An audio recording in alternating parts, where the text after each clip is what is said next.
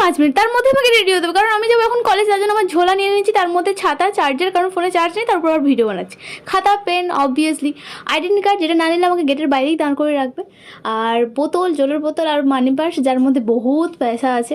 তো তারপর আমি আবার ফ্রেশ হয়ে এখানে চুল বেঁধে নিচ্ছি।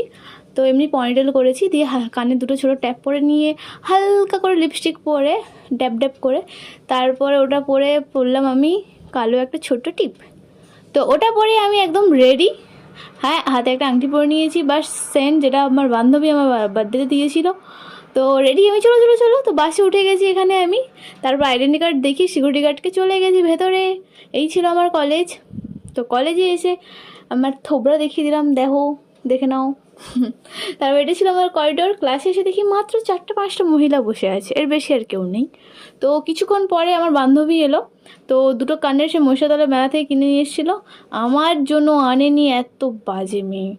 দুটো কত সুন্দর, দেখো ট্রেন্ডিং কানের নিয়ে এসছে, এই দেখো পরেছি, কত সুন্দর লাগছে। এই বাজে মেয়েটা আনেনি, আমাকে বলছি তোকে আমি কিনে দেবো ফোন দিয়ে। কেন ভাই, ওখান থেকে নিয়ে আসতে পারতিস দুটো। তো এখানে ক্লাস হচ্ছিলো, চড়ি চুপে আমি ক্লাসের একটা টুপ করে ভিডিও বানিয়ে নিলাম।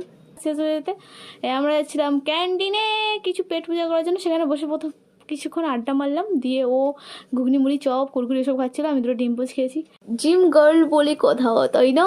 তো এখানে আমি বলছি দেখ না বলে জোর করে দেখাচ্ছি, তারপর বাড়িতে চলে এসে দেখি না এই পুরো বিড়ালের টল বল নিয়ে বসেছিল, আমার জন্য হয়তো ওয়েট করছিল।